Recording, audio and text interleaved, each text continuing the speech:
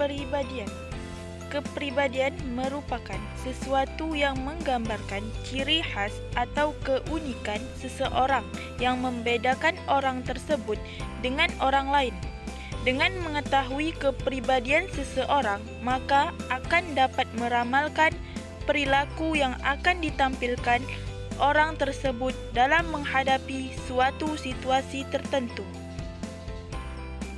Selanjutnya yaitu konsep-konsep yang berhubungan dengan kepribadian.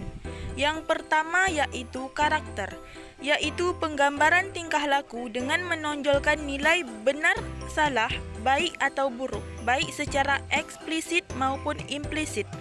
Yang kedua yaitu temperamen, yaitu kepribadian yang berkaitan erat dengan determinan biologis atau fisiologis.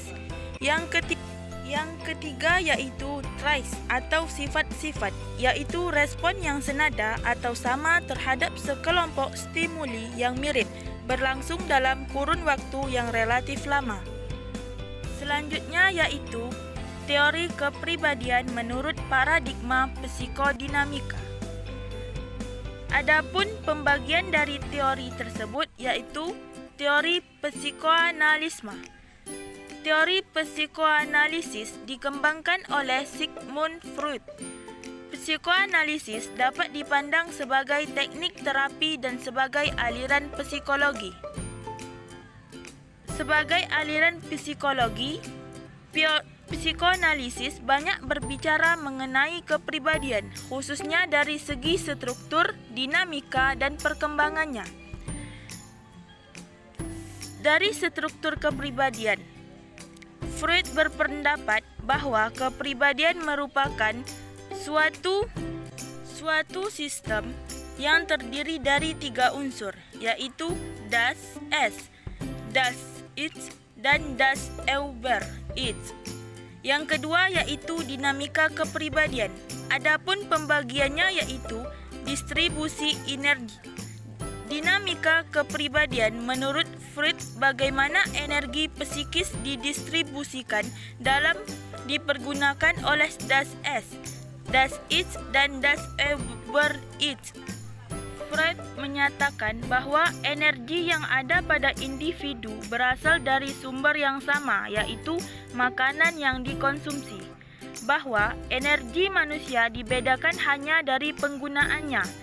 Energi untuk aktivitas fisik disebut energi fisik, dan energi yang digunakan untuk aktivitas psikis disebut energi psikis. Selanjutnya yaitu mekanisme pertahanan ego.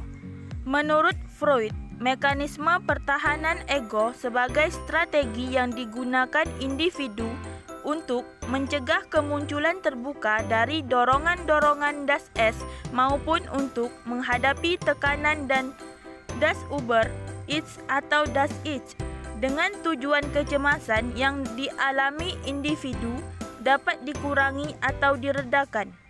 B. Teori psikologi individual.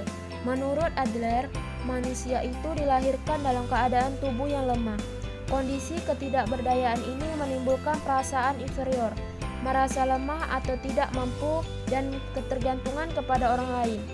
Manusia, menurut Adler, merupakan makhluk yang saling tergantung secara sosial. Perasaan bersatu dengan orang lain ada sejak manusia dilahirkan dan menjadi syarat utama kesehatan jiwanya. Yang C. Teori psikologi analitis. Psikologi analitis merupakan aliran psikologi dinamis yang dikembangkan oleh Carl Gustav Jung 1975 sampai 1959. Sama halnya dengan Adler, Jung semula juga merupakan sahabat Freud dan termasuk tokoh terkemuka dalam organisasi psikoanalisis. Yang D. Teori kepribadian menurut behavioristik. Teori behavioristik adalah teori yang mempelajari perilaku manusia. Perspektif behavioral berfokus pada peran dari belajar dalam menjelaskan tingkah laku manusia dan terjadi melalui rangsangan berdasarkan stimulus yang menimbulkan hubungan perilaku reaktif atau respon. Hukum-hukum mekanistik. Teori behaviorisme hanya menganalisis perilaku yang tampak pada diri seseorang yang dapat diukur, dilukiskan, dan diramalkan. Behaviorisme memandang pula bahwa ketika dilahirkan, pada dasarnya manusia tidak membawa bakat apa-apa. Manusia akan berkembang berdasarkan stimulus yang diterimanya dari lingkungan sekitar. Lingkungan yang buruk akan menghasilkan manusia yang buruk. Lingkungan yang baik akan menghasilkan manusia yang baik.